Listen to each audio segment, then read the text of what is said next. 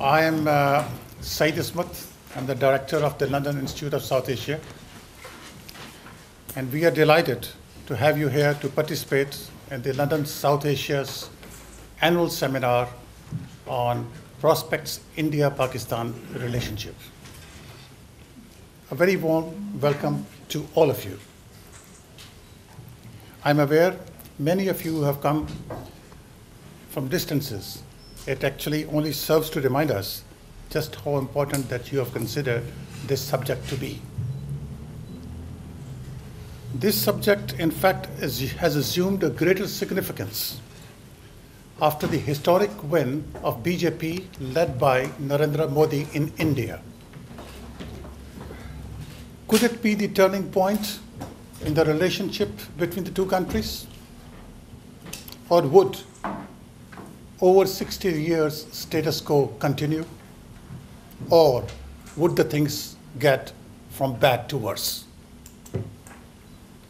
So we are looking forward to a very lively, constructive discussion today. We shall also be looking forward to participation from you and suggestions with a view to arriving at a solution to establish some semblance of peace between the two countries so that the people of South Asia can live and lead their lives with some amount of tranquility. We have on our panel some very distinguished speakers today. I shall leave it to our chairman, Mr. Alan Hart, to introduce them to you. But it is indeed my privilege and honor to introduce Alan Hart. Alan Hart has been engaged with the real world for half a century. As a correspondent of ITN News at 10 and BBC's Panorama, he covered mainly wars and conflicts wherever they were, or whichever side of the divide. Incidentally, it so happens that the first war that he covered was India-Pakistan 1965. In his television days, Alan Hart was celebrated for his scoops, his expenses, and his special relationship with the leaders from both sides of the divide. He was, for example, probably the only person who enjoyed intimate access on human level and friendship with arguably the two greatest opposites in human history. That is Golda Meir, the mother of Israel, and Yasser Arafat, the father of Palestine. When he got fed up with the frivolities and superficialities of the mainstream media, he set up his own independent company to research and produce and promote the first ever documentary on the everyday reality of global poverty. It was a 2-hour documentary. It was titled 5 Minutes to Midnight. It's perhaps today still the only documentary available on this subject. In essence, if you see it.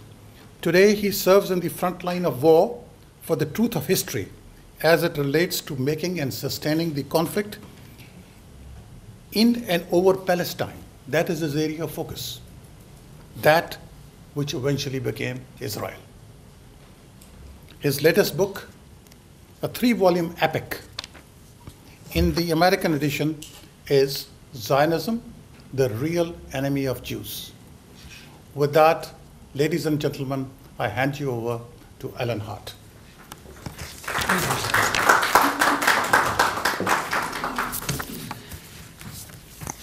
Dear friends, I'm not one of the speakers today, but I would like to offer you just one or two overview thoughts before we get into the seminar. And first a question. What is it, above all, that India and Pakistan have in common? The short answer is systemic corruption. unless this cancer is cured, I see only bad times ahead for both countries. Now, I don't mean to imply that India and Pakistan have a monopoly on corruption. It exists in almost every country of the world, and there's even a case for saying, a very good case, that America, on one level, is the single most corrupt country in the world. And the essence of the case is that what passes for democracy there is for sale to the highest lobby bidders, of which there are many. Now, in my view, debate and discussion about critical issues is too often compromised by the language we use. What I mean is that key concept words have been devalued and corrupted to the point where they are meaningless. And I'll give you two examples: democracy and love. Democracy is about much more than voting every few years to confirm a government in office or change it. For democracy to exist, the peoples of nations, the voters, have to be informed enough about critical issues to call and hold their governments to account, and not only at election times, but all the time. I'm getting old, but I know of no country in the world where the majority of citizens, the voters, are informed enough to do that and make democracy work. As for love, we love our wives, husbands, children, but we love cars and other material possessions, iPhones and iPads especially. We love food and drink. We love clothes and hairstyles and perfumes. What the hell does love mean? Way back in the 1970s, when I was making 5 Minutes to Midnight, this film that Said kindly mentioned, I had a verbal confrontation in Calcutta with Mother Teresa. I'd been filming some of her sisters picking the dying and the destitute off the pavements. And she invited my crew and I to have a frugal evening meal with her. And over the meal, I proposed a subject for debate, a question: what is the single most important word in any language? Love or justice? Mother Teresa argued, sometimes very passionately and angrily, for love. I argued for justice. If she was alive today, I would say to her, Mother Teresa, I don't have to love the Palestinians or the Kashmiris to understand the justice of their cause and to support it fully. Okay. Now, there is a case for saying, is there not, that India and Pakistan are locked into something approaching perpetual state of war. Said reminded me that the closest they came to peace was in Agra in 2001, when the Hindu BJP's Atal Vajpayee was in power and Pakistan was under the control of General Pervez Musharraf. Today, the BJP is back with Narendra Modi as the key at the helm. Is this a plus or a minus for the prospects for peace, with the key being a solution to the Kashmir problem? Now, we're about to hear from our panelists, but I'll add one more thought. There's a reason for the whole world to be interested in and concerned by what's happening between India and Pakistan. Because if ever India were to launch a full-scale war on Pakistan, it would have to go nuclear in 48 hours or so. So now let's get down to work. Our next panelist is Iftikhar Ahmed. He's a veteran of the India-Pakistan War of 1971, a former minister and senator of Pakistan, and a barrister. From here in London, he provides political analysis and comment for Pakistani TV channels and the BBC. Today, we are his audience. Please welcome Iftikhar Ahmed. Thank you. Thank you, Mr. Chairman, ladies and gentlemen. I would be taking a little bit of time, not much, not to the extent of boredom, but would like to dissect India-Pakistan relations in slight detail. The election of Narendra Modi as the premier of erstwhile secular India has set off alarm bells in and around this mighty neighbor of Pakistan. The oath-taking ceremony was cleverly designed with respect, Doctor, and touted as an earth-shaking event, more akin to the oath-taking of Nelson Mandela, calling for witnesses from SARC countries, and to see that here is a man who indeed, with great support of the Indian population, has won a thumping majority, and that must be witnessed. It's not a normal affair. People take over countries, governments, no such razzmatazz takes place, but in this case it did happen. And now this was clever in my view because it was offered to Nawaz Sharif. It doesn't appear to be as simple and plain and honest as it looks, because it was a double-edged move. It was a very clever diplomatic move. Had Nawaz Sharif declined to go, with the background of Narendra Modi as the Chief Minister of Gujarat, with everything that went with him as he became the Prime Minister of India, people would have said, look, here's a man who takes over and the same day invites his arch enemy, Nawaz Sharif, to come and shake hands of friendship, and Nawaz Sharif declines. Nawaz Sharif, if he accepts, he comes to witness the vice-regal darbar of Narendra Modi, with all the toadies of the SARC countries witnessing that, only to achieve what? A 30 minutes audience that ends in rebuff and rebuke, raising those selective controversies between India and Pakistan and not touching on the core issues that that haunt this region, has been doing so for decades. The thrust of my paper is not anti-India or hate India. I very much agree with the lady who spoke just now, and I understand why she lost her voice talking about the atrocities and the horrors of war, because I've been there myself. Believe me, I've seen an infant torn into two, like a chicken. After the 1971 war, I never ever kept a weapon in my house when I was in Pakistan. I never killed a fly.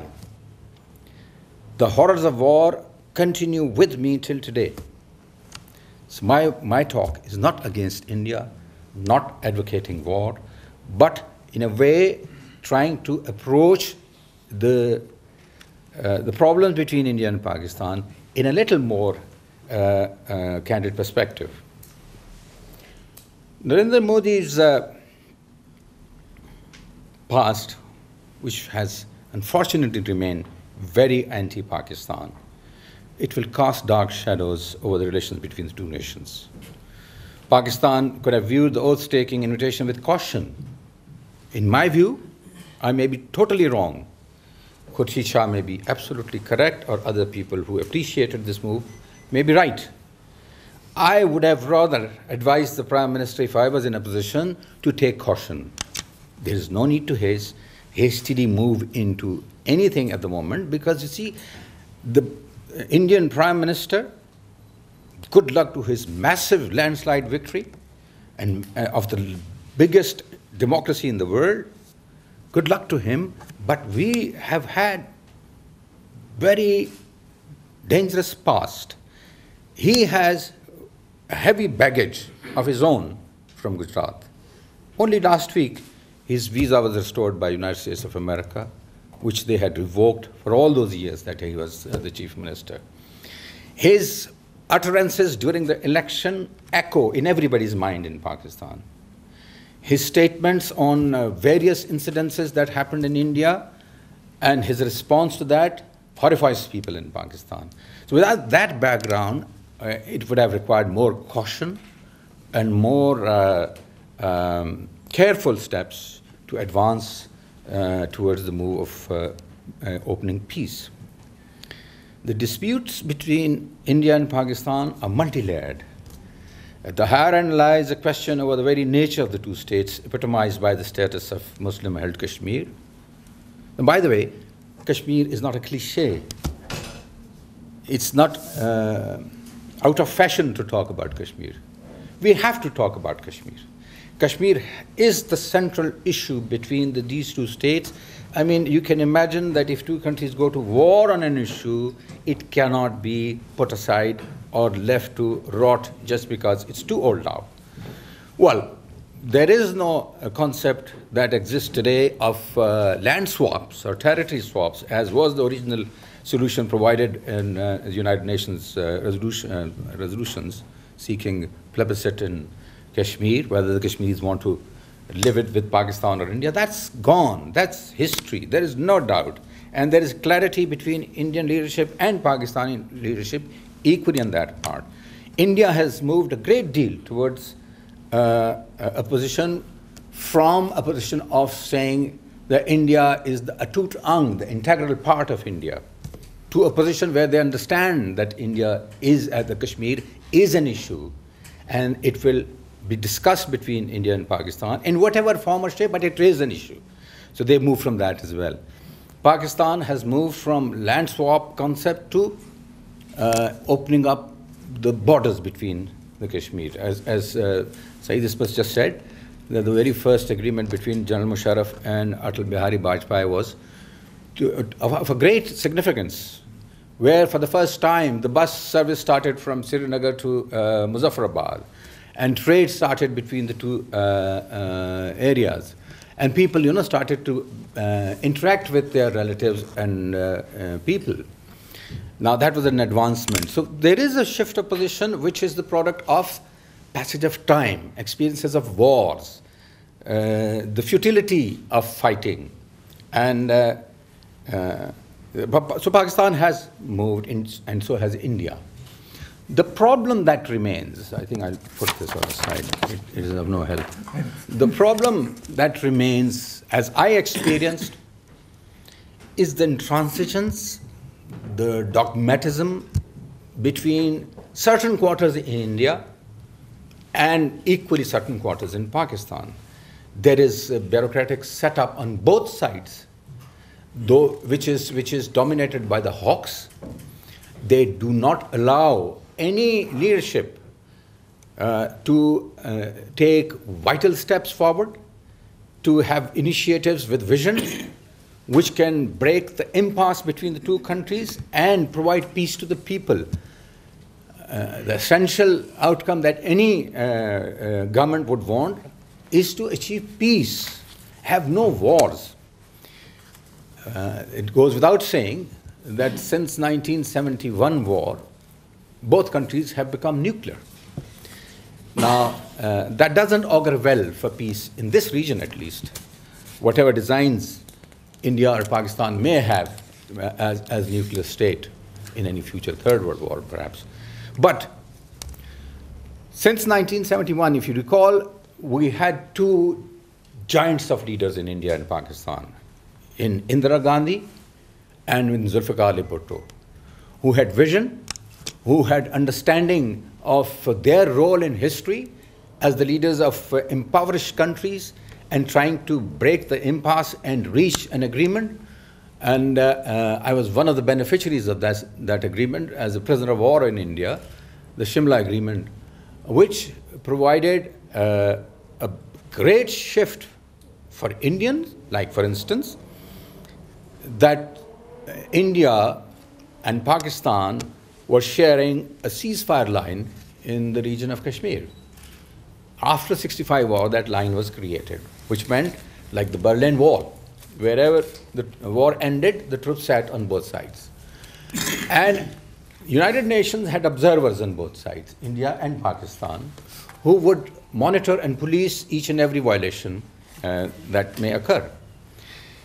In the Shimla Agreement, when Bhutto agreed to have the new line of control, which was the product of the 1971 war, India or Indira Gandhi grabbed at that opportunity by moving away from their stance of integral part of India, Kashmir being integral part, because it provided India an opportunity to say there is no role for United Nations now, because that ceasefire line has now become the line of control. And who says that? We two countries say that, because now we've decided to bilaterally resolve the issues. Therefore, we do not see any foreign intervention as the arbiters or umpires in this. We will resolve all our future issues bilaterally. So India was happy because they achieved that. Pakistan was happy because Bhutto was able to get their 5,000 square miles of territory back, 90,000 prisoners back, establish diplomatic relations and trade, etc., etc., etc. It happened, you wouldn't believe it, that agreement was a remarkable agreement. It had begun to fail. When it started, it had failed. No agreement was being reached. Every day, the two sides were meeting and they were not agreeing on an agenda for the summit to begin. Now, Mr. Bhutto is in Shimla, and so is Indira Gandhi, looking after his meals and everything and the curtains in which the room he was in. The officials were not agreeing on an agenda. India wanted prisoner of war issue to be dealt first. Now, I'm going in these details because this casts huge light on the general way Pakistan-India issues are dealt with. India wanted the prisoner of war issue, and Pakistan said, no, we don't want to discuss prisoner of war issue. It's very interesting. The outcome was our release, but they said this is human issue. This will be dealt with by Geneva Conventions, and and they were flabbergasted in the sense that they thought Pakistan, we've got them by their tail. Pakistan will be itching to have resolution of the prisoner of war issue. So, stalemate, nothing happening. After 2 days, Pakistan sent its team back to Islamabad. The baggage went, and all the stationery and everything went. Last night, the dinner by Indira Gandhi in Rashtrapati Bhavan of Shimla, and both leaders have a stroll in the garden for 2 hours. That's where the leadership had shone and had sparked their vision, and they came to an agreement there and then. They said, all right, let's go back. So they go to the two sides. Mr. Bhutto goes to the other side and tells his people, let's prepare for the joint communique. Now, there's no summit. They said, there is no summit. He said, the summit just took place in the lawns of Rashtrapati Bhavan. And the other side was trying to prepare a table. And one of the writers who wrote about it, he said, I wish I had a camera, because at one end of the table, there was Swaran Singh, the foreign minister of India, and the other end was Charan Singh, the defense minister, pulling the tablecloth proper because they were in a haste and a hurry. Pakistan, when they sit to sign, does not have the seal, because the seal had gone to Islamabad. They were not hoping that any agreement will take place. And then the rest is history. But my point is that until and unless in India and in Pakistan, the leadership reaches a status, a level, where they can stand tall and cut across all the bureaucratic rubbish of CBMs and composite dialogue and all the verbosity of the Foreign Office and diplomatic jargons, and say, come on, let's catch the bull by its horns. Do you agree to Kashmir line of control being declared the international borders? Yes or no? If no, what other things do you propose? Come and deal with it. Sir Creek belongs to Sindh? Yes, it does. Okay, we will not draw a line in the middle of the water. We'll. Siachen, human issue and financial issue, pull the troops down in winters, They're dying on both sides. And terrorism, let's have joint commission and, on a regular basis, on a weekly basis, to see what happened and where, how.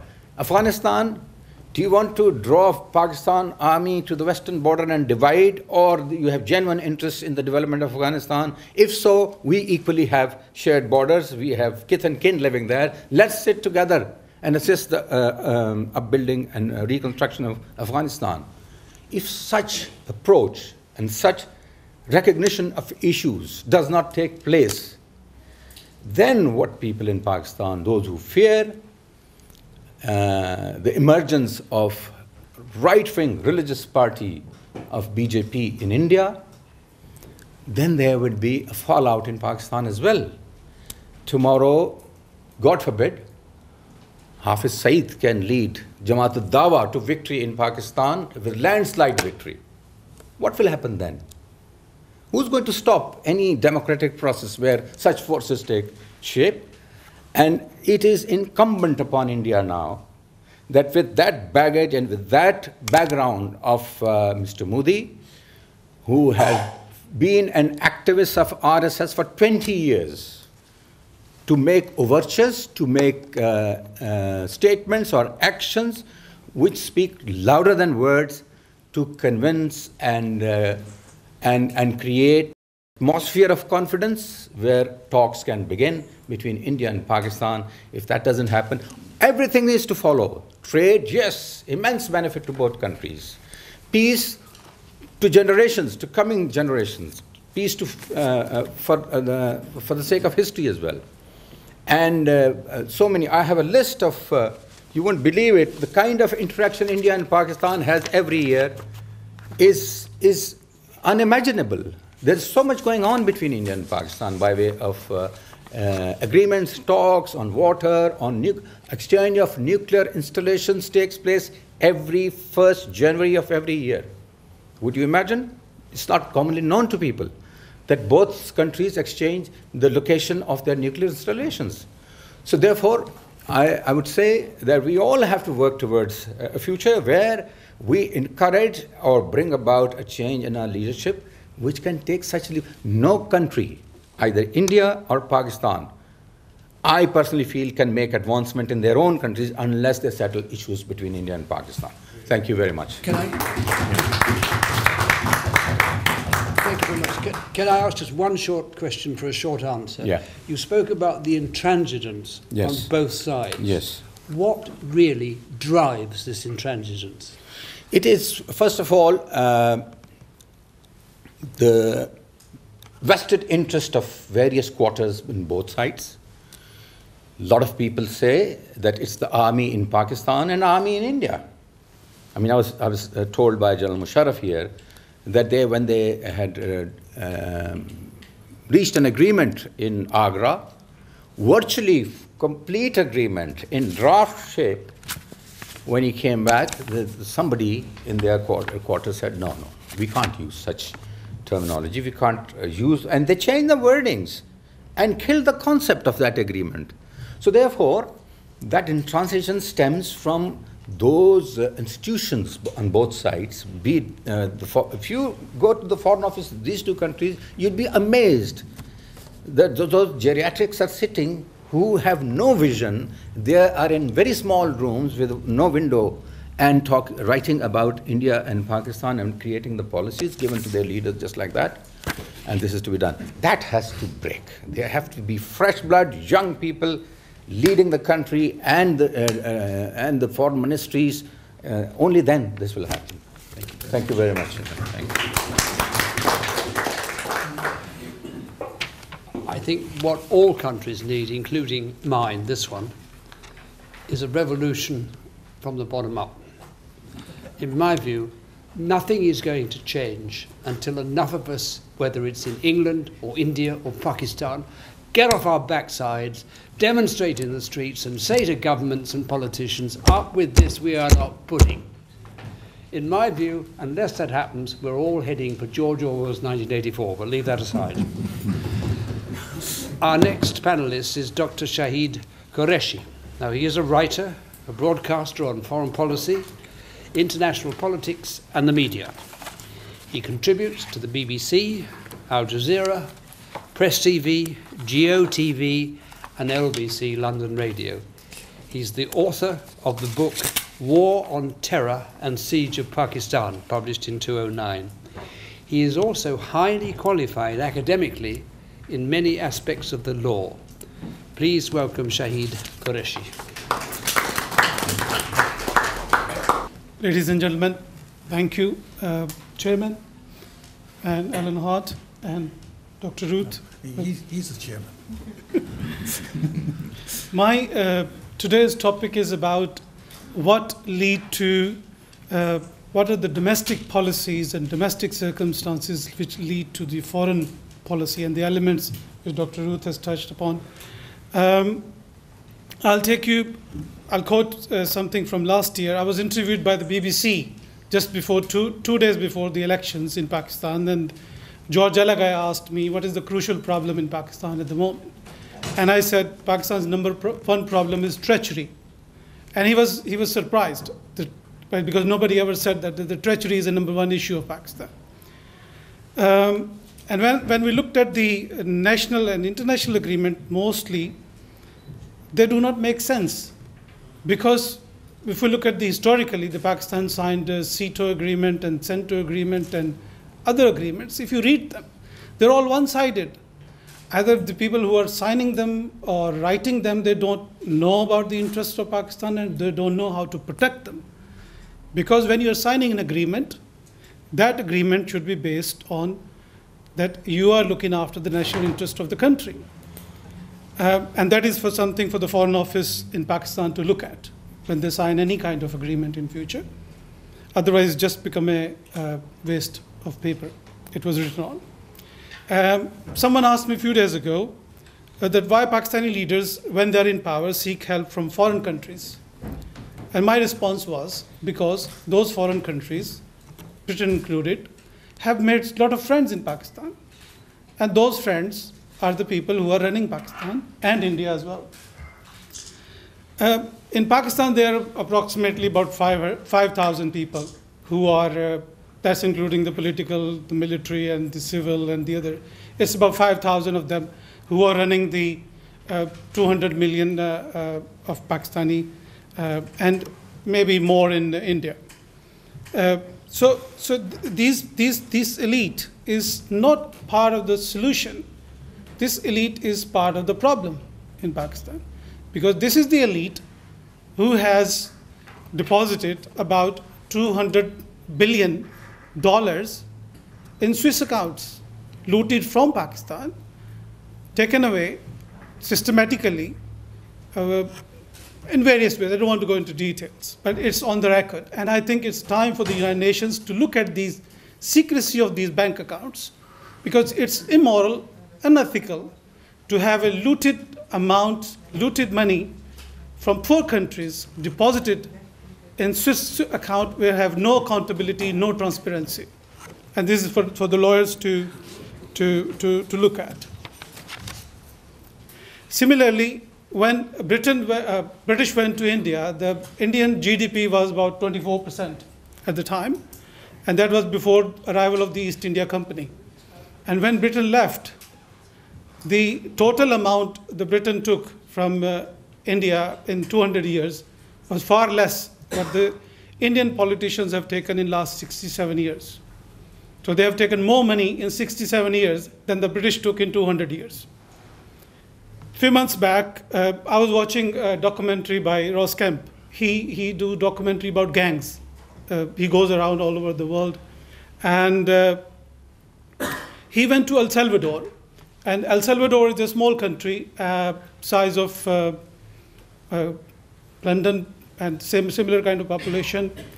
And there is approximately about a dozen or so murders every day. And there are gangs, MS-16 and MS-15, there are different kinds of gangs who are killing each other every day. And then Ross Kemp went to a journalist, asking him what is going on in this country. Lino Gomez was a journalist who he spoke to, and he said, well, in actual fact, these people who you see on the street who are playing football with the heads of the other opponents of the gangs are not the real gangsters. The real gangsters are the people who are wearing Rolex watches, who are living in expensive villas, and they have nothing to do with these gang violence every day, the police corruption. The reality is that El Salvador is passing through about 476 tons of cocaine to United States, according to the FDA, which worth about $30 billion. And that's a lot of money. So the point I'm making is to create distractions in those countries, including Pakistan and India and other parts. The real gangsters create these distractions. I'll come to this later on. FATA in Pakistan, which is where the fight is going on, North Waziristan and South Waziristan, that agency is only 1.5% of Pakistan. And the people who are responsible for terrorist activities, the criminality, the drugs trade are there basically. But the beneficiary of those criminal acts, drug trade, are not living in FATA. They're living in defense. They're living in, apologies if you live in defense, in Cliftons, in different posh areas with multi-million rupees villas, expensive cars. These are the people who are responsible for these distractions. Now, everyone in Pakistan talks about South Waziristan, North Waziristan agreements with. The question one should be asking is that what is really happening in 98.5% Pakistan? What is the law and order situation? What is the police doing over there? How is the civilian governments living there? Between 2008 and 2013 March, 64,400 people were murdered in Pakistan, and that's according to the national crime data. So where was the police? Where was the Zardari government? Where was the democratic government? 83,000 people were kidnapped. 14,000 women were raped. And that is on the watchful eyes of President Zardari and the democratic government. This has got nothing to do with Taliban or terrorist activities of Taliban or what is happening in Afghanistan or what is happening on the other side of the border in India. That is to do with how the country is literally governed by the politicians. Coming to the treachery point of view, initially, the fact of the matter is, when Pakistani politicians talk to Indian politicians, for example, either they want to please each other or they don't mean what they say. It is a fact that the Indian leadership at the time in 1947 decided to invade Kashmir, send the troops there, and killed more than 100,000 people up till now. This is a fact. Nobody can deny it. They demolished their homes, raped women, children. This is a fact. Now, how difficult it is for the politicians to call spade a spade, that this is what has happened. And if the leadership of the present BJP leadership or Mr. Nawaz Sharif, he thinks that he could have a friendly relationship with India, fine, no problem. But the fact of the matter is that if the Indian leadership at the time in 1947 was genuine in peace and genuine in making good relationship with Pakistan, they wouldn't have invaded Kashmir at the time. So a friend of mine is a journalist, he told me yesterday, I said, well, you send the troops to, Jinnah sent the troops to Kashmir, but the Raja was a Hindu. And I said, well, what about Junagadh? Raja was a Muslim, but you still annexed, still send the troops there, and then come to Kargil. Well, Kargil was a response to Siachen. Now, we are even. You bombed, you tested nuclear, so okay, in response, we tested nuclear. So how far are we going? And these tit for tat going on for 67 years prove one thing, that the people in that region are so intelligent and so competent that they can start from scratch and then they can become a nuclear state, apart from all these things happening, what was happening to Pakistan. Now, Indian political leadership, if they were so genuine about making good friendly relationships with Pakistan, they wouldn't have created Bangladesh. They wouldn't have conspired to create Bangladesh. Now, because of their incompetence and their behavior, India was divided twice within 60 years. And that is a fact. Now, when I talk about what is really happening in India, India has its own internal problems. The more than 100 districts are under the control of Naxalites and other parties involved. Assam, for example, and Sikhs issue, the issue with Babri Mosque. These are the people, these are the mosques which existed long before 1947, long before British came. The Golden Temple existed long before British came, so is the Babri Mosque. So what was the point of demolishing Babri Mosque, invading Golden Temple and bombing it with the military, which is supposed to be protecting those holy sites, which shows that there is no space for the minorities. And the country is being run by a small minority of people who has no interest in peace, who has no interest in humanity or human life. And I said to my friend in Delhi last week, I said, what the democracy do it for you, that if you're sitting in a parliament, thinking about the person sitting next to you as lower than you, you don't think he's an equal to you because he belonged to a different caste, and you are from a higher caste, so therefore his votes does not mean anything. You're not ready to drink water with him in the same cup, in the same glass. So what is the democracy teaches you? Nothing. You still think you're superior than the other Indian sitting next to you who came with the same votes. Now this is a racist mentality, and this is the racist mentality which they are borrowing from some certain countries in Middle East, for example. This barbed wires, the bars, the walls, the siege mentality, this is coming from somewhere else.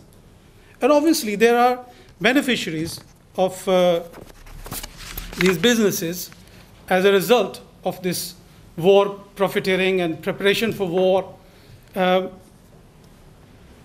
We talk about the distractions. So who was responsible for Malegaon bombings? Who was responsible for parliament attacks in India? Who was responsible for the Mumbai attacks? So these were the internal elements who were creating these distractions, scaring their own people, like the people in the United States, for example. They have this orange, yellow levels, and this is to frighten people, this is to scare people. In India, they have these 3 bombings, and they blamed Muslims for it. But it was, again, credit goes to the Indians, police and the security services. They were able to unfold these real criminals who actually did this. And the people who did this were Hindu fundamentalists who has no interest in peace. How it feels like that you're burning a train with people inside, you lock the doors. What kind of mental state will you be in? This is more than a war crime. This is criminal. And people who are defending that, they're bigger criminals than that. I will just mention the growth of mafias in both in Indian side and in Pakistan side. India is the country who have highest number of Swiss accounts. And if Mr. Modi is really interested to get his money back from the Swiss banks, he will not need any aid from any country, the trillions of dollars which are deposited there. But I don't know that if he would be able to do it, because the people who has invested in his campaign may not or might not allow him to go down that route. Now he is hostage to the bankers and corporations who has invested in his whole campaign. If he was be able to do, but it's a good intention, he could do it. The mafias are, I mean, for example, the police system is almost the same between the two countries. And the present elections, I was reading somewhere, about 37% of the people who have participated in who won the elections in India are the people who are called bhailogs, dons. They won the elections. So they are part of the political process in Pakistan and India as well. these mafia dons have their own interests. They have no interest with the how people are living on the street. What are their interests? For example, if the policeman is killed in Pakistan, not necessarily that policeman is killed due to the competence of the killers. It could be the incompetence of his own colleagues who have been involved in corruption and might not pass on the right information. Now, this police corruption in Pakistan has become a security issue. The military deaths are as a result of the corruption and incompetence of the police. Now, what is the expectation from the politicians is the military should go and look after the cities. This was about 3 days ago. They were asking Pakistan's army to come and take over the security of the big cities. So what is the police doing about it? Sending military to these kind of operations is counterproductive and will not serve any purpose, and that will fuel the mafias to get their gains. Okay, I'll just finish it off. Prime Minister Nawaz Sharif, when he was talking about partition of Bangladesh in 1971, he should know now that the Indians have accepted that they conspired to create Bangladesh and they did everything to make this happen. The military at the time was able to provide the civilian control in March, months before. It was civilian administration who couldn't take over the control. And lastly, I would just touch upon the treachery part with the Geo incident, what the Geo did. They had 8 hours campaign against the ISI chief, and there was nobody in Pakistan who could switch off this channel. A few months ago, there was a security committee meeting in the parliament in the UK. It was a live broadcast, but they had 5 minutes delay just in case somebody says something which could be a national security issue. But in Pakistan, 8 hours, and this channel, who has been funding from whatever countries, is involved in this, in demonizing its own institutions. And nobody said anything about it. Now, the purpose is to bring all these issues to your attention is that the domestic issues and problems which dictates a country to devise its foreign policy and policy towards its neighbors. So if these issues are resolved, we might have a different foreign policy towards India, and vis-a-vis with India as well, if they have different issues. And finally, it says that no one can ride on your back unless it is bent. Thank you very much.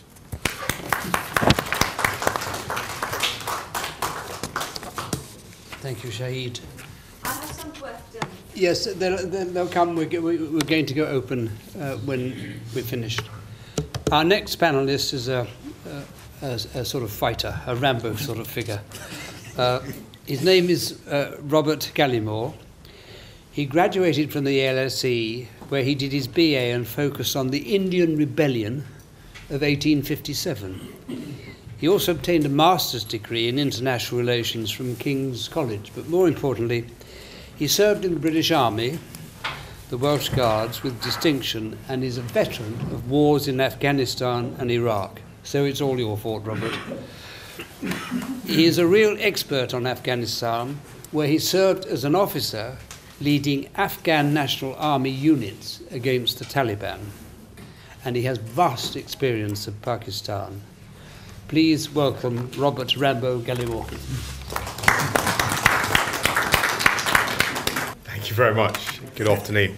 I'm a mixture of honoured and slightly embarrassed to be speaking here.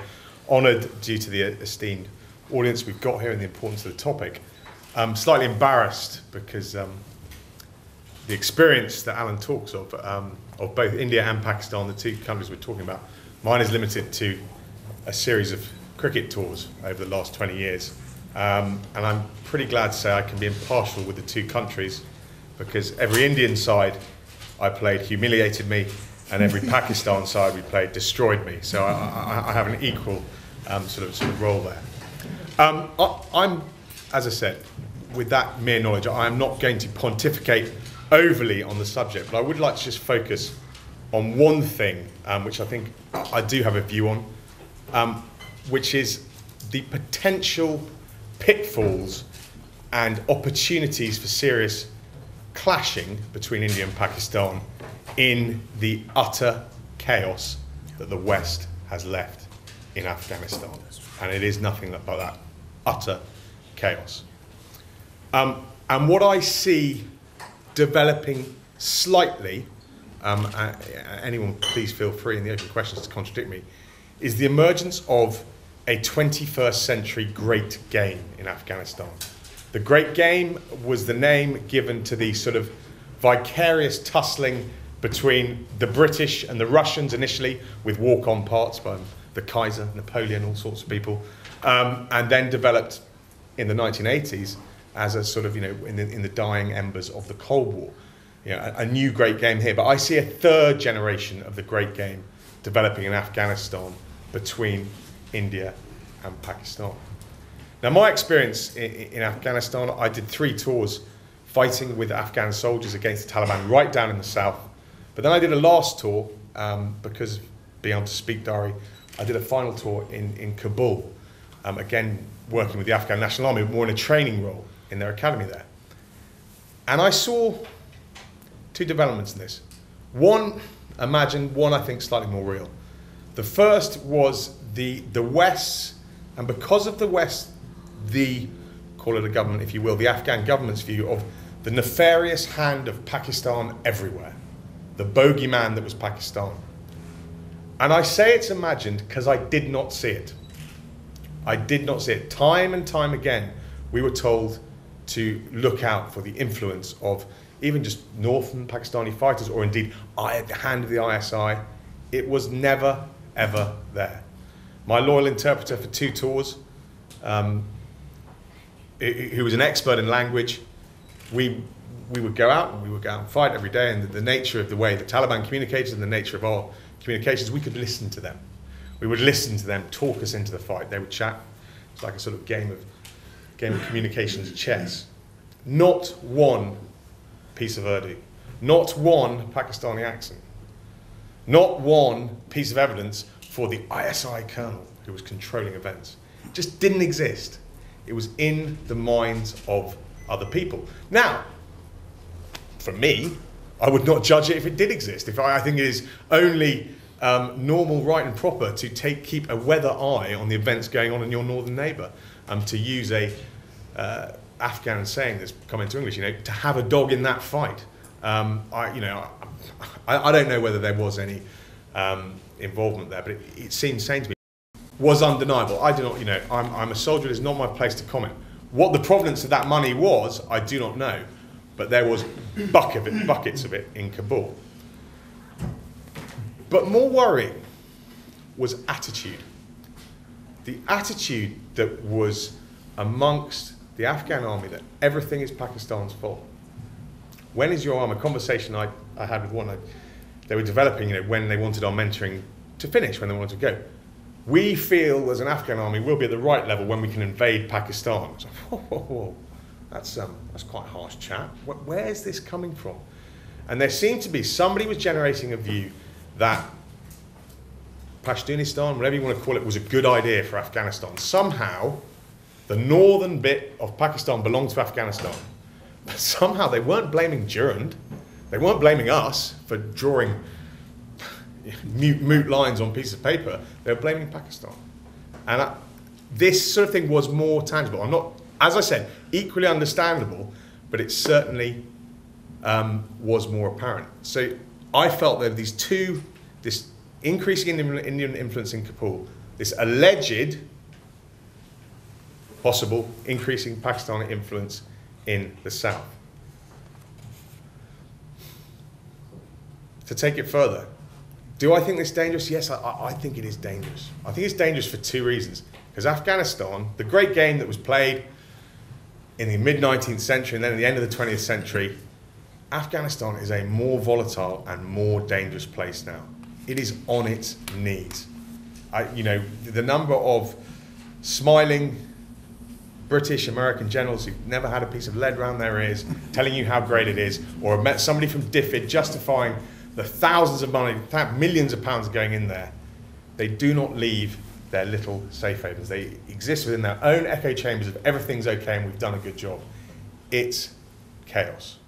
And I think that is potentially a much more dangerous canvas to play any 21st century great game between India and Pakistan. The second thing is, I think there will be no international restrainers. If this becomes a way to vent any aggression from either country, nobody's going back in there, I don't think, from the West. I don't think anyone has the appetite to re-intervene in any way, even to put a moderating hand on anyone's shoulder. So I think that is potentially dangerous. And I'd just like to finish, from my own views, I just don't think it's worth it. I don't see how, I've heard the arguments of a sort of natural resources hub that could be important. I don't see it. There's no pipeline, there's no huge wealth there. And I think on the new defence landscape, the physical occupation of somewhere, I think is far, far less important. And I'm not sure actually how much it would improve either side. If if I was a hawkish Pakistani or a hawkish Indian, I'm not sure how better my deck of cards are with Afghanistan in it. So from someone who's involved in the mess that is left there, I would just sort of plead both sides, perhaps leave it alone with a bit of warm advice, and that's it. Absolutely. Absolutely. Thank you very much, Robert. There was a little bit of real insight there. Much appreciated. Our next panelist is Dr. Mazhar Ilahi. I've got it right this time. Apart from practicing as a solicitor qualified in England and Wales, he is the director of the Sir William Dale Legislative Drafting Clinic, whatever that is, and executive director of the Student Law Review here at the institute where we are. In Pakistan, he practiced as an advocate of the High Court and also served as a member of the bench in the capacity of civil judge cum judicial magistrate. He is also Pakistan's representative of Clarity, an international association promoting plain legal language. As I understand his work, Dr. Ilahi's real passion is the need for all law, international law and all other, to be drawn up in a language that everybody can understand. So please welcome this understanding man. Thank you very much, Mr. Allen.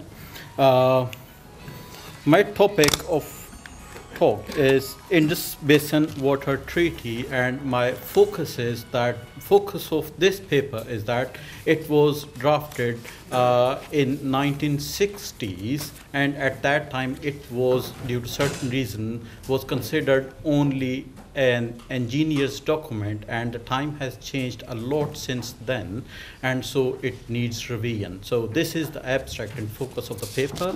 To start with, what is the Indus Basin? The waters of Indus Basin start from Tibet and Himalayan mountains in state of Jammu and Kashmir.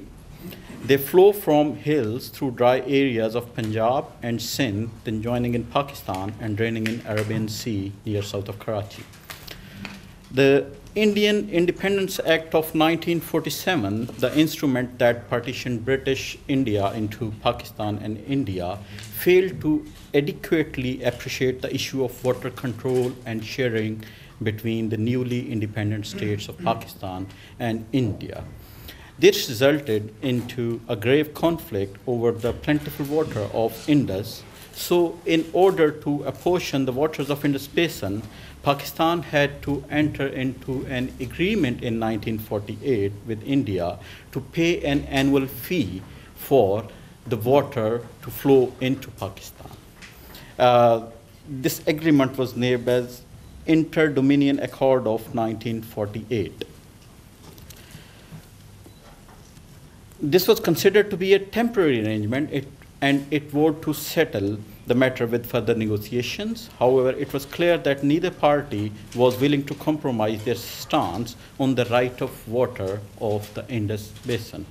A few years later, World Bank developed interest in resolution of this dispute for the sake of economic development of both the countries. Following the visits to both the countries by the officials of the World Bank, efforts to broker an accord were initiated. However, the World Bank soon became frustrated due to the inflexibility of both the countries. Pakistan insisted on its historical rights to the waters of all the Indus tributaries, but Indian side argued that previous distribution of waters should not set the future allocations. Yet it was in 1954 that the World Bank offered its own proposal, offering India the three eastern tributaries of Indus, which was Ravi, Satluj, and Beas of the basin, and Pakistan the three western tributaries, Indus, Chenab, and Jhelum. Pakistan was not happy with this arrangement, and it was against the spirit of its claim of historical rights to all the waters of Indus, whereas it suited India as it was not based on the previous system of distributions.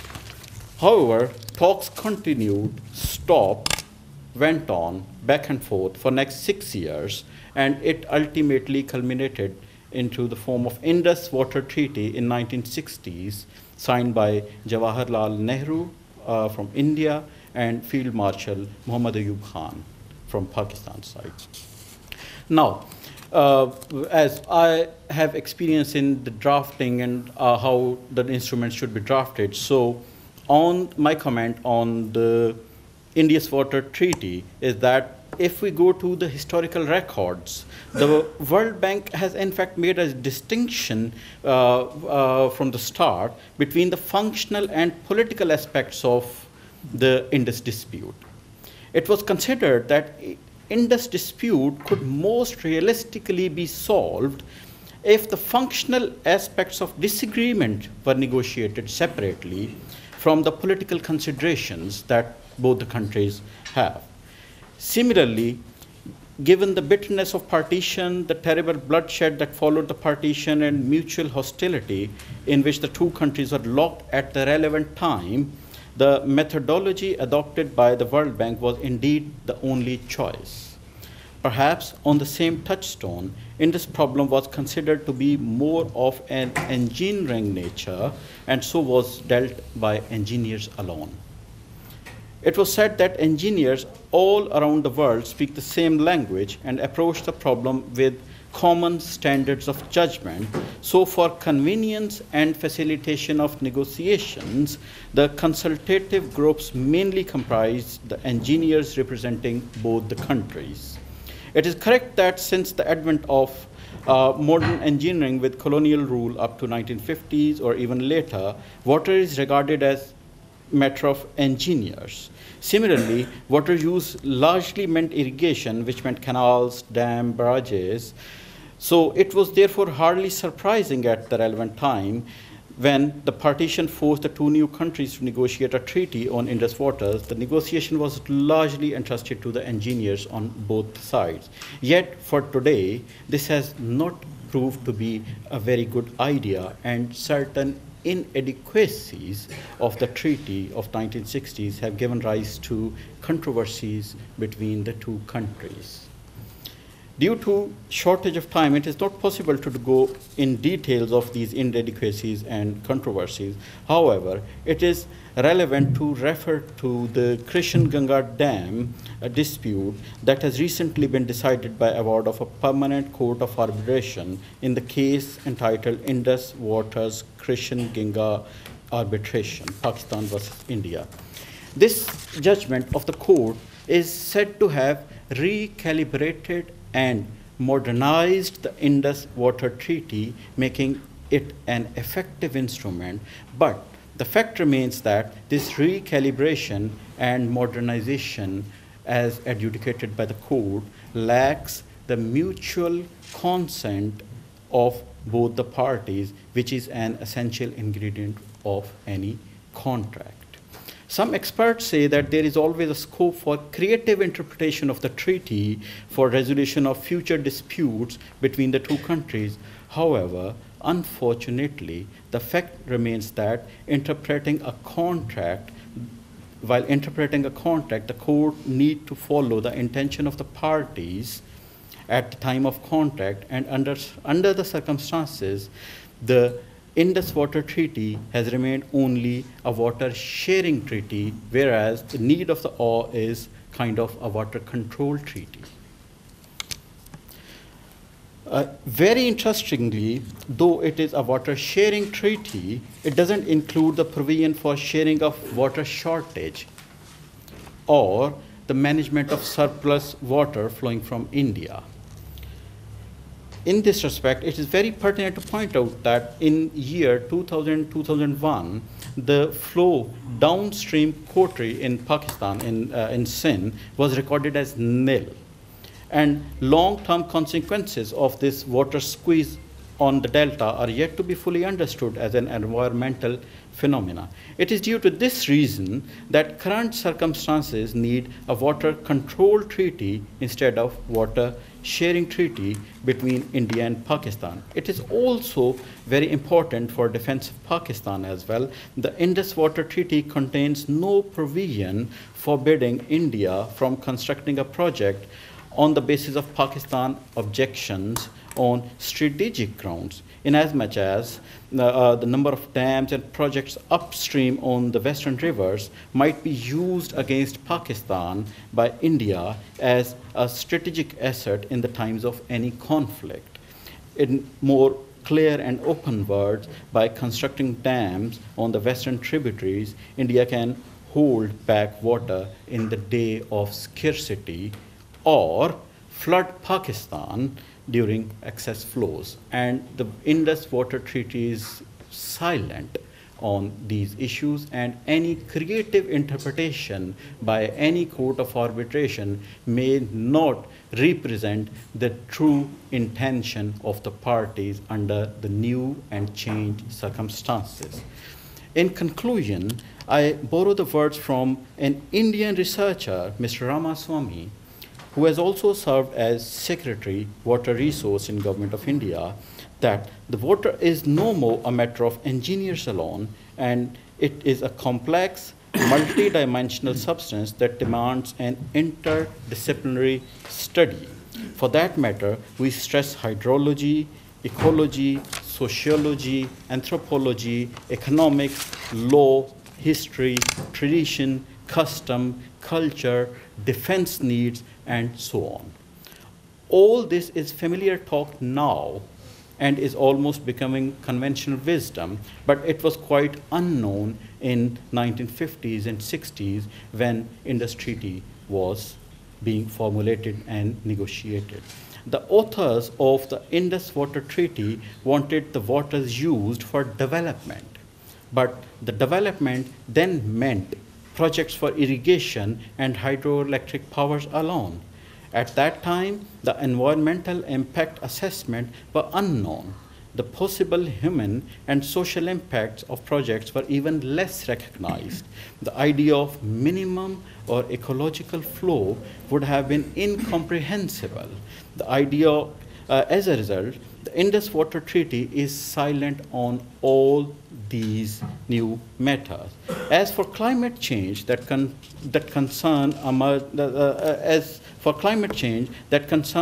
emerged several decades later, we must indeed go beyond Indus Water Treaty now, and it needs to be replaced by a different, holistic, wise, and harmonious treaty.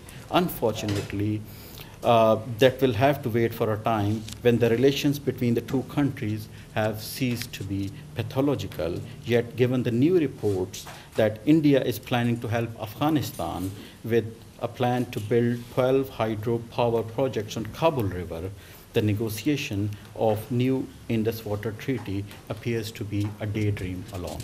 Thank you very much. Can I ask just one very quick question? The need for plain legal language, I think, is clear.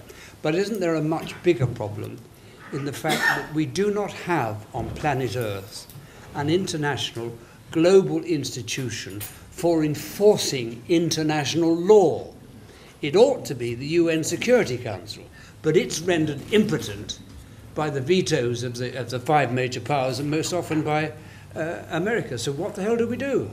Yeah, I agree with this point that the Security Council is small in size and its working method is undemocratic, and veto is exercised by the 5 big nations, keeping in view their national interest, regardless of the public's, regardless of the international support for any dispute for or against.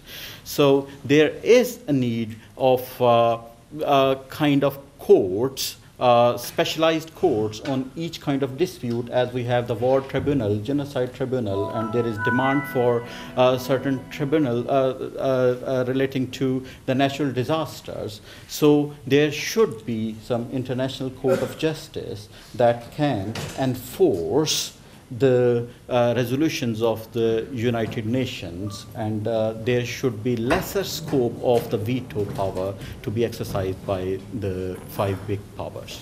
Thank you very Thank much. you very much. Our last speaker, of course, needs no introduction, but I'm still going to give him one. He is a real expert on defense and diplomacy. I'm talking about my dear friend Said Hishmat. He's a celebrated soldier, a general. He was commissioned from the Royal Military Academy Sandhurst and also graduated from Fort Leavenworth, which is known as the intellectual centre of America's armed forces. He is a war veteran and was awarded one of Pakistan's highest military awards for gallantry. He's also had a distinguished career as a diplomat, serving in Saudi Arabia, here in the UK, and Azerbaijan, where he was Pakistan's ambassador. He holds master's degrees in Defence, Strategic and War Studies from Islamabad University. He also taught operational strategy at the National Defence University. He is the editor of the Lisa Journal and a member of the editorial board of the Defence Journal. And following the death of dear Usman Khalid, he is, as you all know, the executive director of LISA. And on a personal note, I'd like to add that Said is, in my view, a GHB, a good human being. Now, I don't mean to imply that the other members of the panel are not. I'm merely saying that I know from personal experience that dear Said is a GHB. Over to you, Said. Thanks. All my life I'd heard of GHQ, but this is something new altogether. Well, thanks a great deal, Alan. I heard of GBH. Yeah. Thank you very much indeed. There has been a great deal of talk. There's been a visionary talk. There's been visualization given. There's internal dynamics that has been discussed. There has been legal aspects that's been discussed. There have been the concept of leadership getting together, destroying the bureaucracy and coming out with something like a Shimla agreement and hoping that that thing would repeat itself. I absolutely value all that. It can happen, but that will need a Bhutto and that will need a Indira Gandhi. We don't know that we have them again in the form of Nawaz Sharif and Narendra Modi. I have my serious doubts. So I'll get down to the brass tacks. I'll get down to the real problems. I'll get down to the institutional problems and see what they are, how do both countries visualize them, and is there a potential of way forward? So that's the crux. So in fact, I'm going to give you a total overview. 1.6 billion people live in poverty in South Asia. 1.6 billion people. And UN studies reflect that 40% of the poor live in South Asia of the entire world population. India leads in poverty. Index standing at 30%. That is 385 million people of India are living in poverty, whereas Pakistan has got 20% people, that is 36 million living and classified as poor. It is a sad reality that these countries spend billions of dollars on arms and ammunition. challenges. But there are examples in the history when the countries have overcome them. But unfortunately, the leaders of South Asia's focus is totally elsewhere. Perhaps it's more what Dr. Qureshi said, highly internal. You have the jingoist voices emanating for both sides, for all the ills that happen in their country, to your neighbor next door, but they do nothing really, either internally or to improve the relations between the two countries in any positive tone. In my view, it is very much possible to reduce spending on external security and use these resources for improving the lot of the people.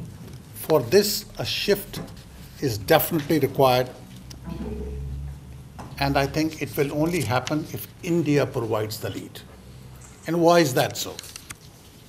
One, it is a bigger country.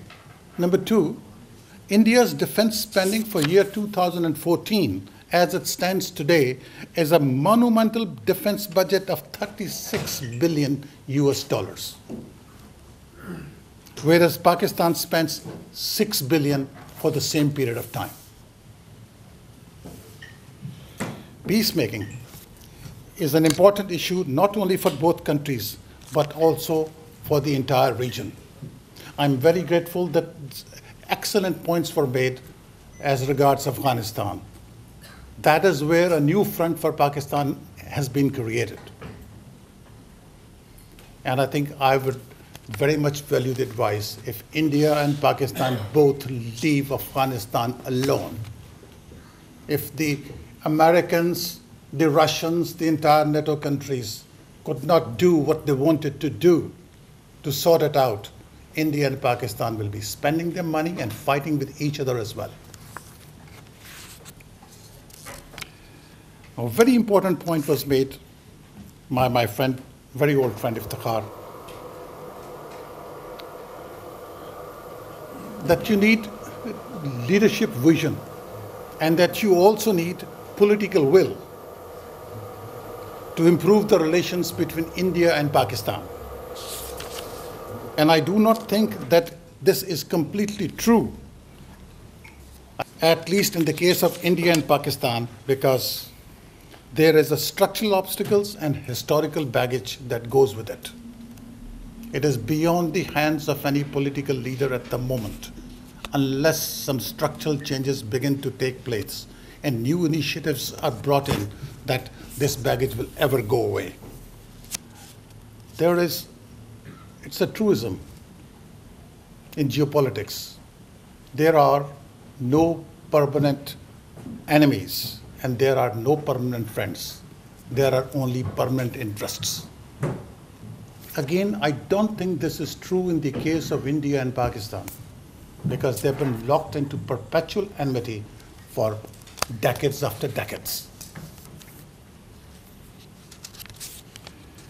So what I'm going to do is I'm try to be as brief as I can, but I think we got to be reminded of the real issues that exist. They have been talked about, but I will just throw a light on them in the perspective that I understand them to be.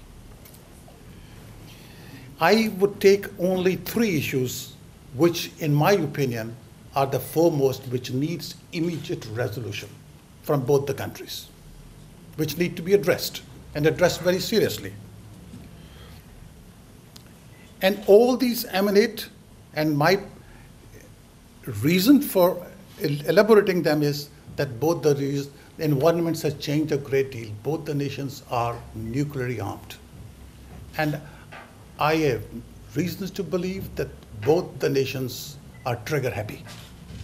I use the word trigger happy. The history has proved that they are. And on top of that, if you have leadership, which is fiery, which is emotional, which has got some hatred for somebody, other people to that level, madness can prevail. And you can go to a mutually assured destruction of both the nations. In this context, I take the nuclear weapon systems, the Kashmir and the water issue. Kashmir and water issues, I will take them as one because they're inextricably linked with each other. And third is even more important. Actually, all three are important. That is the concept of proxy wars, which has taken roots, to which it has been referred to by different speakers. Jammu and Kashmir is an integral part of India. And don't you ever forget that. That is exactly what's drummed into every person by the Indian leadership, no matter who. And on the Pakistan side, denies this claim and strongly believes that Jammu and Kashmir is neither an integral part of India, nor it has ever been, and nor it shall ever be. Very strong stance on both sides. It is one of the oldest unresolved disputes in the history of the world. You cannot wish it away.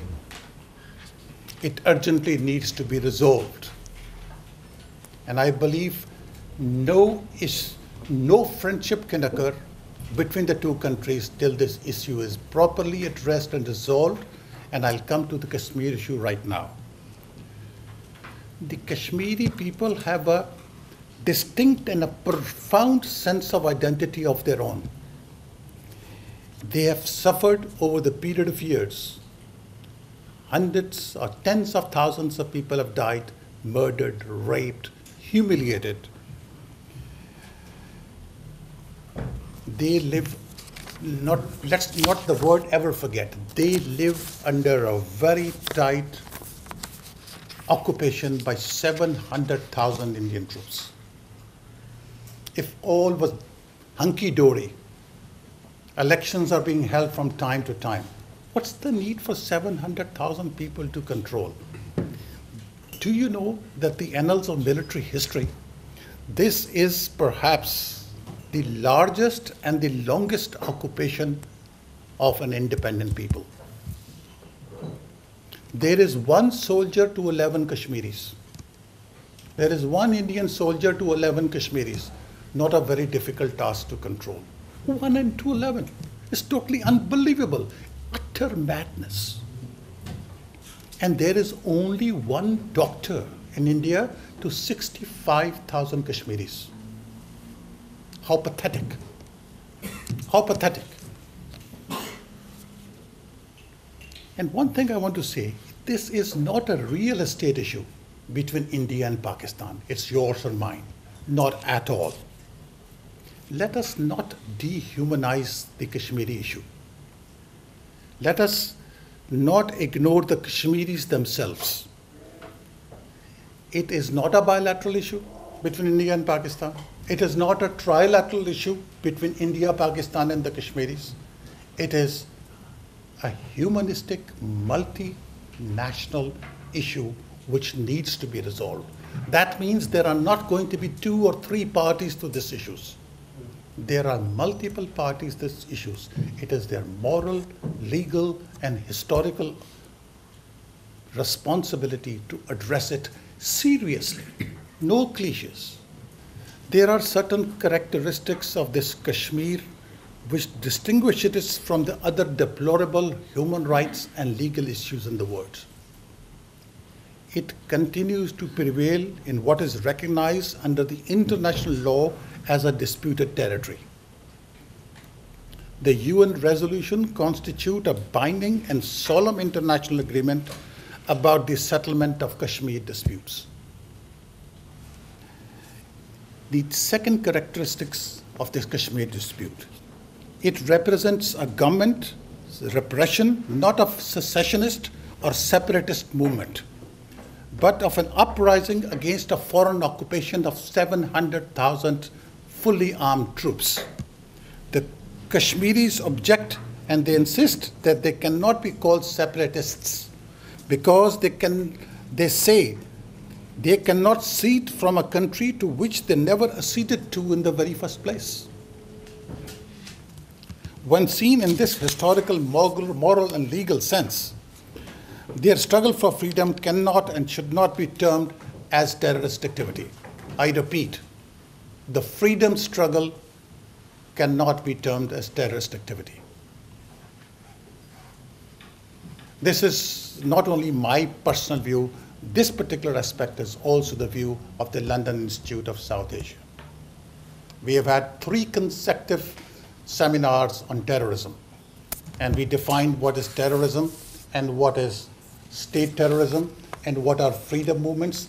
And it's not that just one day some country comes up, we are fighting for our freedom. No, there is a total mechanism to find out whether this freedom movement is genuine, is this historical, has it got a legal precedence?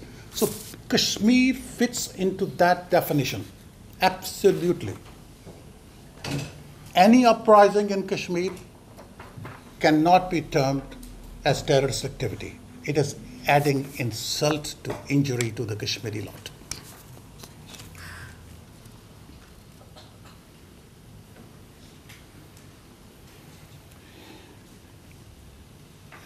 The point is, why there has been no progress on the Kashmir issue.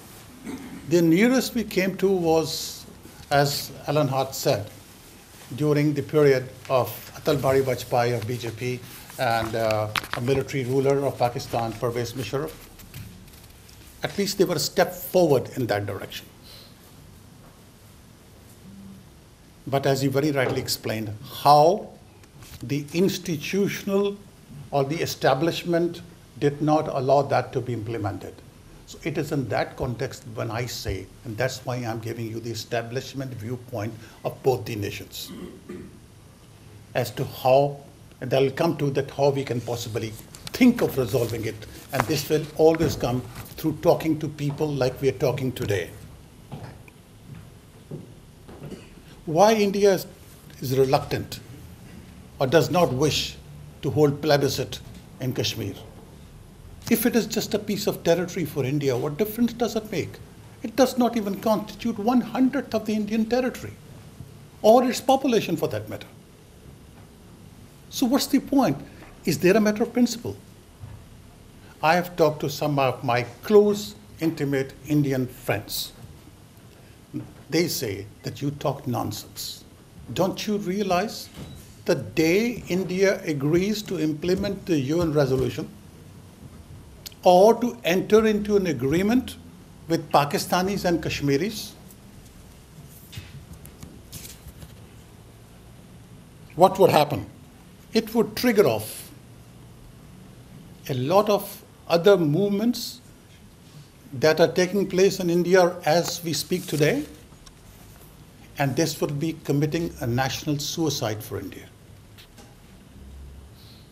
I don't want to go ahead with all those names where these insurgencies are taking place, but this grass is dry, and should Kashmir settlement take place, India would possibly fall like a house of cards.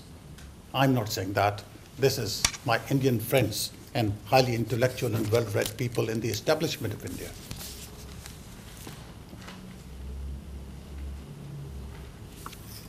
But I will say to them that I do not agree with you.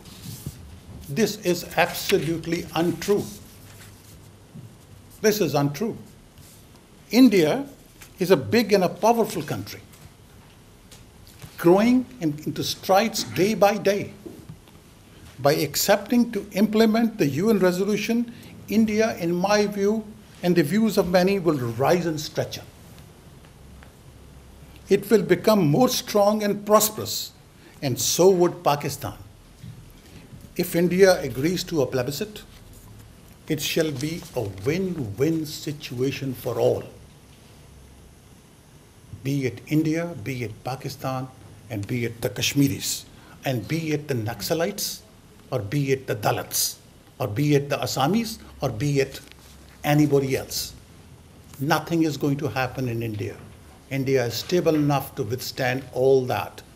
And the spirit of goodwill that will be created in all states of India and in intra-Pakistan and India, a feeling of friendship and amity will take place. And can you imagine? You will straight away have 700,000 troops withdrawn from Kashmir. You will have about 200,000 troops of Pakistani withdrawn from the Indian borders. And if I I don't want to get into it, but we have carried out a great deal of study that should an agreement take place, what does Pakistan need in terms of its security? Like, for example, United Kingdom does not have to maintain large armed forces. Both are nuclear countries. They can have a nuclear deterrence, and they have to have highly mobile, extremely efficient, small organized forces to take care of their internal or possibly any external act of terror or anything like that. And look what would happen to the humanity in general.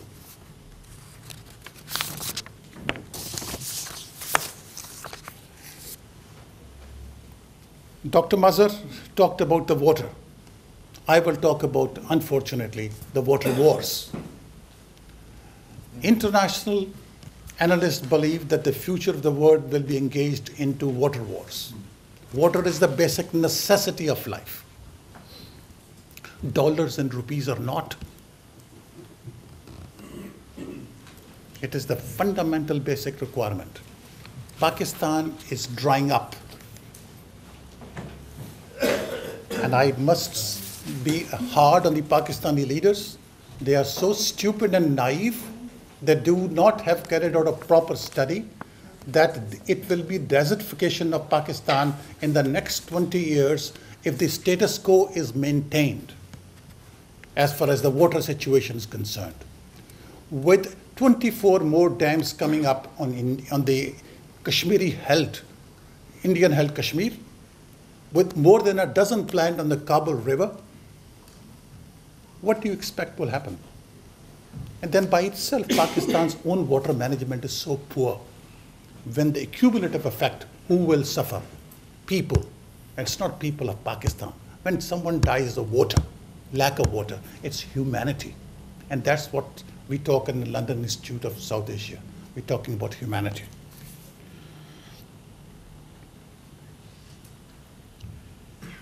And jingoist voices coming around, and it's not during the period of electioneering. It is prior to that, from the RSS, which is the ideological driving force for the BJP. They are written documents which are available where the leaders have made the statements कि इन हरामजादों को सबक सिखाओ. I mean, teach these bastards a lesson. We should use not the atomic weapon, we should not use the Air Force or the Navy, use water as a weapon against Pakistan. I hope not. I hope such forces do not, they have come to power, all right, but I hope that when they actually come to power, they are faced with the reality of the situation and then things begin to mellow down. But I hope it stays that way. But the potential is there.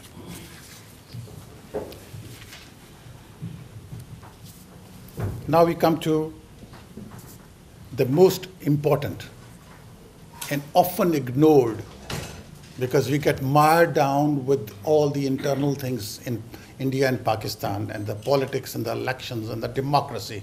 And it is not wrong to say, even today, that the subcontinent is a nuclear tinderbox. And I'm not exaggerating. I'm not a scaremonger. I have served, have the opportunity to serve as a soldier. I have an opportunity to be a diplomat. And I can tell you what really is going on there. We have a history. We have gone to war. And I use the word, we are very trigger happy. And if we have very haughty and fully confident leaders, it could trigger into a nuclear war. India has repeatedly said that a cross-border terrorist activity on the pattern of the attack on the parliament or the attack, the massacre that took place in massacre, if they find the footprints of that in Pakistan, we shall carry out our surgical strikes into Pakistan, or we punish Pakistan, or we invade Pakistan, and they have got a thing called the cold start doctrine. That is immediate use of helicopters and tanks rapidly moving into the Pakistan territory without a notice. And then punish them, and then later on withdraw. Then I have heard the Pakistan military. What is their response to this? And when you hear this response, you will gasp, you will get worried. And it is a matter of great concern. Pakistan does not have the conventional force ability like India has. India has got, if we talk in terms of combat ratios, they can muster at one point of time, at one place, more than 12-1. That's 12 Indian divisions against Pakistani one division. They have the strategy and they can do it. Now, this is the greatest fear of the people who are running the armed forces in Pakistan. Mark Fitzpatrick has written a book, Pakistan's Nuclear Dangers, Why I Changed My View. He endorses this view that should that red line be crossed, Pakistan today has 8 different types of delivery systems and have developed very small tactical nuclear weapons. When I say very small, that means they will not be spreading over a large area. Wherever the penetration takes place, they are prepared to use it in their own territory to destroy any forces that penetrate into that place. Or at the base of the penetration, that is from where the Indians actually operated from the Indian territory, they think they'll be able to contain it. But I am very sorry to say, for a bigger country, when it gets this shock, will not be able to take it. This will definitely escalate into a full-blown nuclear war. And I can assure you the number of nuclear heads available with both the countries, do not see the destruction of Pakistan or India. You shall see the destruction of human civilization. And I quote the International Physicians for Prevention of Nuclear War and Physicians for Social Responsibility, called PSR. They claim that a nuclear war between the South Asia rivals would kill 2 billion people around the world. 2 billion will kill world and spell the end of human civilization. It would trigger a global famine that would immediately destroy crop yields, damage the atmosphere, and throw global food markets into chaos as far as Japan. That is the different type of nuclear weapons that are now available with both the nations. Now imagine, in this sort of environment that I've explained to you, enters Narendra Modi with his RSS ideology. It's an Indian incarnate of fascism. And that has been so far the record. What happens tomorrow, we do not know. We should hope and pray that it doesn't unfold in that way, that pragmatism prevails and he begins to realize. But unfortunately, the baggage of his personality, of his life, his roots, his ideology runs counter to the prospects of peace at the moment. This is no prophecy, but this is just hard reality. What happens next, I do not know. All I can say is, in India and Pakistan, there is an immediate need for not only nuclear restraint, in which they have done some wonderful jobs through a lot of dialogues that has taken place, but we need conventional restraint. Tomorrow, if a third party, or for that matter, Pakistan is not free of terrorist activities, much more people have died in Pakistan than anywhere in the world in the last 10 years as victim of terrorism.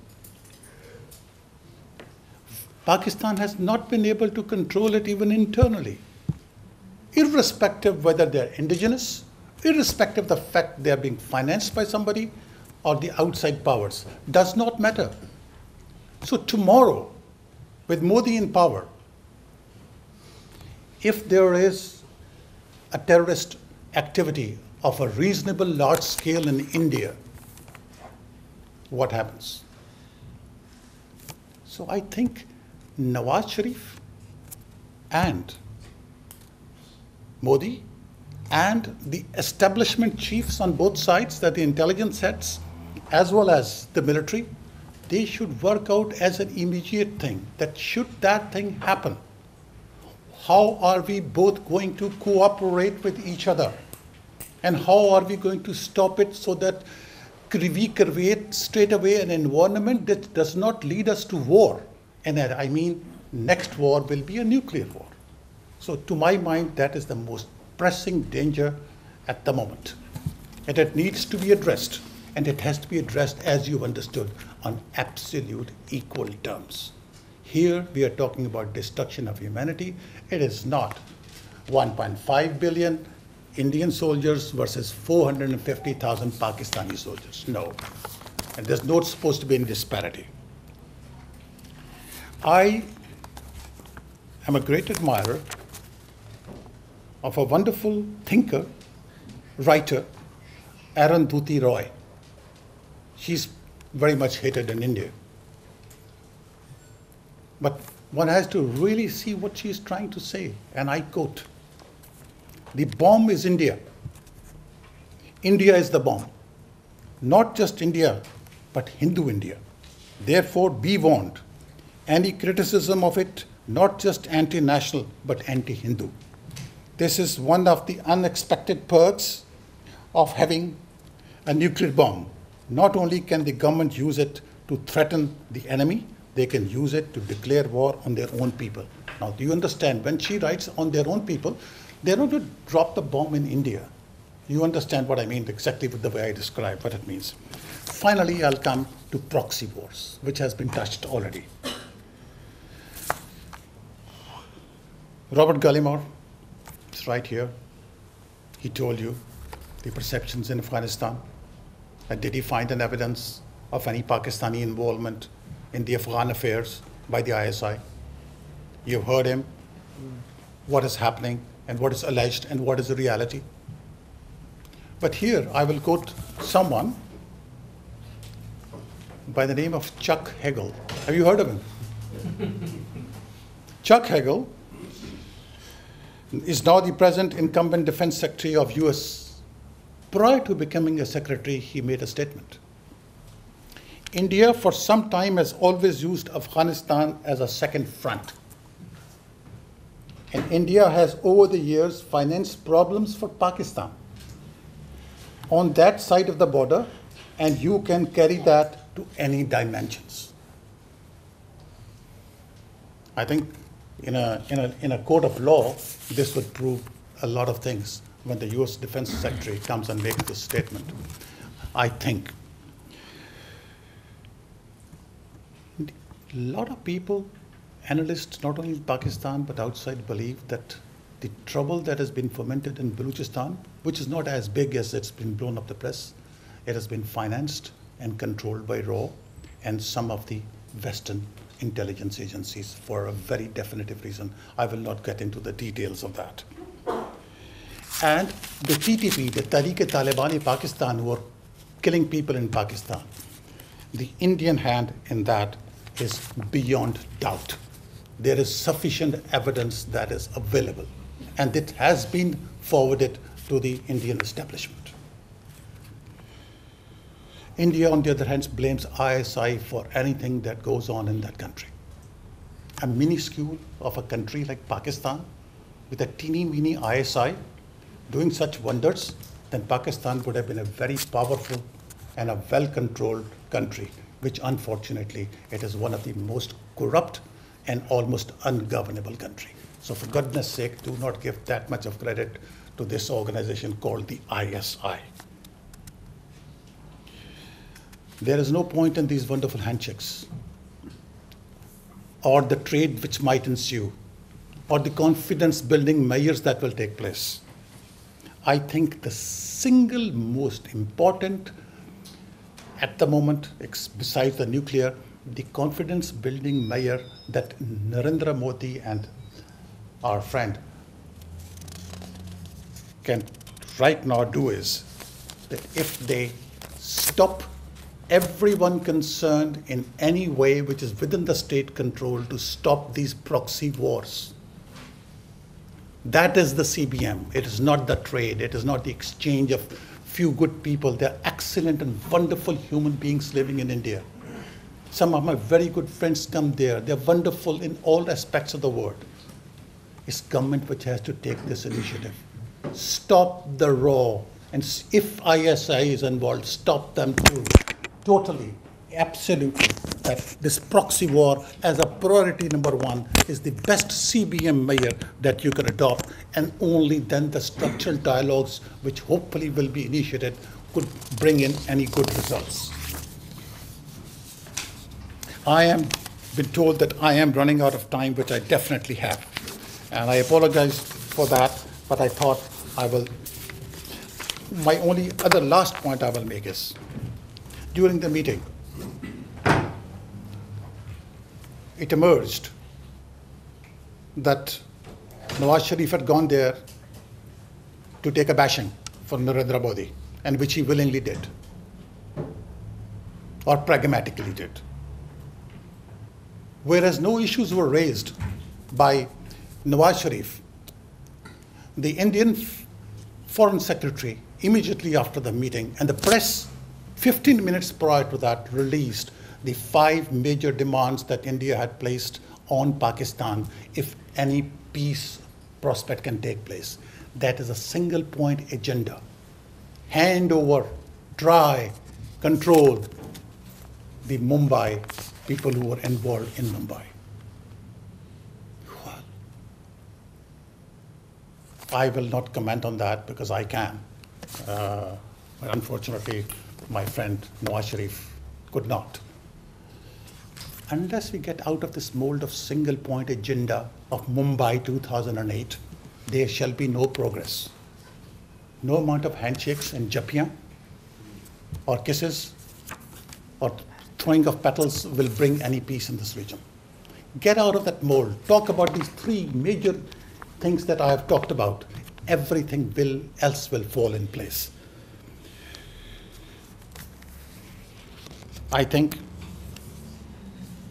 the key to regional peace, with the personality of Modi, at least he's powerful, he's a thinking man, he is not a corrupt man, to the best of my knowledge. He's risen up from the bottom and he's come to this power. With others, his negative attributes besides, the lead is with him. It is up to him now. The ball is absolutely in his court, whether he wants peace or he wants this enmity with Pakistan to continue. Thank you very much. While I talked about Kashmir and the Kashmir special identity, I've got a 7 minutes video which has been specially transmitted from Kashmir to the London Institute of South Asia. These are the 4 major political leaders of Kashmir who want to send you a message. 2 of the speeches are in Urdu and 2 are in English. So I thought I'll leave you on that note because this is the real issue. और हमारा जो मकसद आज तक रहा है वो यही है कि बातचीत होनी चाहिए. अगर हिंदुस्तान और पाकिस्तान के दरमियान बातचीत होगी, उनसे भी हम ये कहना चाहते हैं कि बामकसद मुज़ाकरात कर लें और उससे पहले जो तलखियाँ आपस में हैं उनको ख़त्म करना है. और उसके बाद मसला कश्मीर को दोनों जानिब से, हम ये नहीं कहते हैं कि पाकिस्तान या हिंदुस्तान ही सिर्फ इस मसले का हल तलाश कर ले, दोनों जब आपस में एक दूसरे पर एतमाद की फ़िज़ा बहाल करेंगे, एक दूसरे पर भरोसा करेंगे, तो हमारी यही ख्वाहिश है कि बातचीत से ही मसाइल हल होंगे.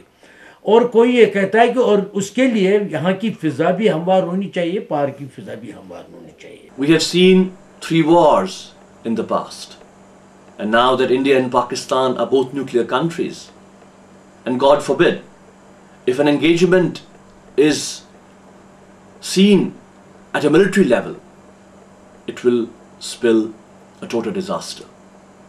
The Hurriyat Conference wants that the issue of Kashmir should be addressed peacefully, addressed in accordance with the aspirations of the people of Kashmir. And in that context, the Hurriyat believes there are only 2 ways to address the problem. Either you implement the international agreements on Kashmir, the UN resolutions, which are more than 18 in number, which call for a plebiscite in the entire state of Jammu and Kashmir, or what we call an alternative negotiated settlement in Kashmir, which involves dialogue between three parties, India, Pakistan and the people of Jammu and Kashmir. अक़वाम मुत्तहिदा की general council में जब पाकिस्तान ने भी दलाइल पेश किए और भारत ने भी, तो वहाँ भारत का ये जो स्टैंड था, दावा था, उसको तस्लीम नहीं किया गया, बल्कि तस्लीम किया गया कि जम्मू कश्मीर भारत का हिस्सा नहीं है, ये मुतनाज़ा ख़ित्ता है और वहाँ के लोगों को हक़ खुद इरादियत के इस्तेमाल का मौका दिया जाना चाहिए। कुल मिलाकर 18 करारदादें पास हो चुकी हैं। सब करारदादों पर भारत ने दस्तखत किए हैं और उनको तस्लीम किया है। पाकिस्तान ने भी इन करारदादों पर दस्तखत किए हैं और आलमी बरादरी इसकी गवाह है। और जम्मू कश्मीर के अवाम की गालिब अक्सरियत 47 से लेकर आज तक मुतालबा कर रही है कि भारत अपने वादों को पूरा करे और अक़वाम मुत्तहिदा की करारदादों को अमलाने में सामने आ जाए, मददगार बने, ताकि जम्मू कश्मीर के 1 करोड़ 30 लाख अवाम, चाहे वो कश्मीर में रह रहे हों या जम्मू में, आज़ाद कश्मीर में, वह अपने मुस्तकबिल का फ़ैसला कर सकें। लेकिन भारत ताकत की बुनियाद पे और फौजी गलबे की बुनियाद पे, बंदूक की बुनियाद पे जम्मू कश्मीर पर अपना फौजी तसल्लुत जमाए रखा हुआ है और जम्मू कश्मीर के अवाम को बेपनाह मजालिम का शिकार बना रहा है। 47 से लेकर आज तक अगर हम अपनी कुर्बानियों का हिसाब करेंगे तो 6 लाख लोगों ने यहाँ कुर्बानियाँ दी हैं भारत के फौजी कब्ज़े के ख़िलाफ़, और अब भी कुर्बानियाँ दे रहे हैं। हमारा सब कुछ छीना जा रहा है। भारत की फ़ौजें हम पर सवार हैं और वो हमारे ज़राए और वसाइल को बंदूक की नोक पर अपने कंट्रोल में ले रहे हैं। So do British Empire feel somewhere a sense of responsibility and sense of belonging towards the Kashmiri people? Because 4 generations of Kashmiri suffered because you left, you did not resolve our issue. Today I again appeal to British Parliament members, lords, intellectuals, British government, that they must feel their own sense of belonging and sense of responsibilities towards the Kashmiri people. On your persuasion, on the persuasion of US government, Kashmiri people give up the violent path. And Kashmiri people have shown in 2008 a transition from violent path to non-violent democratic movement. But again, Indian state used their military might against the non-violent protesters, with the result in 2008, 72 people get killed, hundreds injured. In 2009, 44 people get killed. In 2010, 128 people get killed and hundreds injured. But unfortunately, you remain silent, with the result of Indian state is getting more and more encouraged to use more and more military force against the innocent Kashmiri people, against the unarmed Kashmiri people. Now there is a question with the new Kashmiri youth, that this non-violent democratic movement which we started on the persuasion of British government and the American government, but when we started, then again the Indian state used military force and you people remain silent. So will it deliver in future? On the other side, in Afghanistan, you use it, your whatever was in your position, the military might, you use it in Afghanistan, but ultimately you reach to the conclusion military operation is not the solution, negotiating settlement is solution, and now you are talking to even the Taliban, and this year NATO forces are leaving Afghanistan. So what is the message for across the globe, for all the people who are living in conflict zone. Are you telling them that non-violent democratic movement will not deliver, only the violent movement will deliver? Because on your persuasion in Kashmir, Kashmiri people start non-violent movement. And today, the Indian government is giving impression to the Kashmiri people that we have been defeated. So I again hope that without wasting any time, British government and the American government will seize this opportunity and take appropriate measures and impress both the countries to get this issue resolved in accordance with the wishes and the aspirations of Kashmiri people. As far as the dialogue process between India and Pakistan is concerned, our position is on this matter very much clear. It is our belief that ultimately all the issues get resolved at the table. Dialogue institution is the last hope for people across the globe.